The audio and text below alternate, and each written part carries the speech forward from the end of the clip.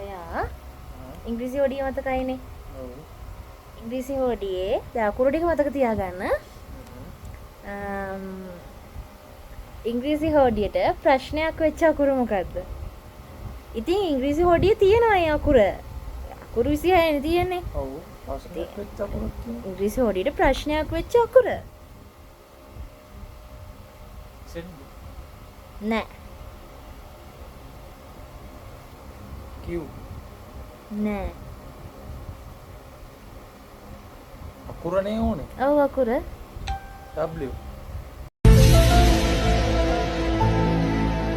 ඔයා හොඩියම කියනවා. මොකද්ද? Y.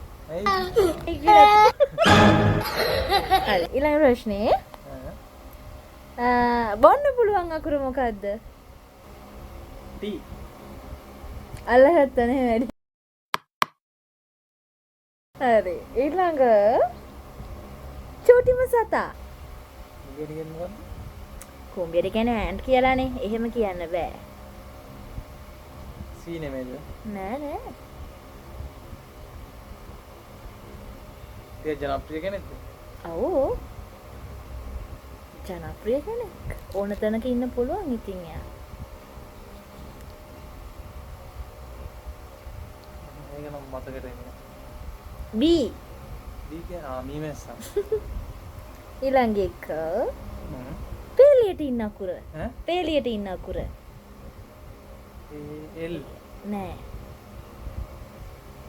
දන්න ඒක නම් දන්න. U. අයියෝ. ඊළඟට පුදුම හිතෙන අකුර.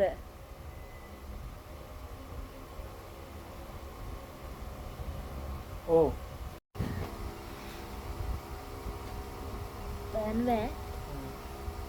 වංචාවක් වෙච්ච අකුර. වංචාවක්. සත්‍ය සමාධියට.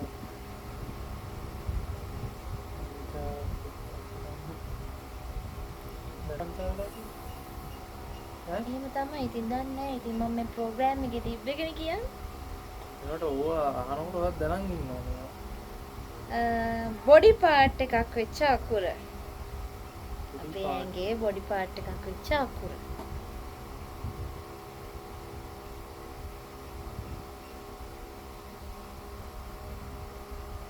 වීද?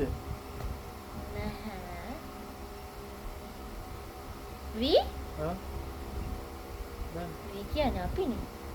දැන් I. ඇස. ඊපස්සේ වතුර ගොඩාක් තියෙන අකුර. C. දෙක හරි කියන්නේ. චරිතය?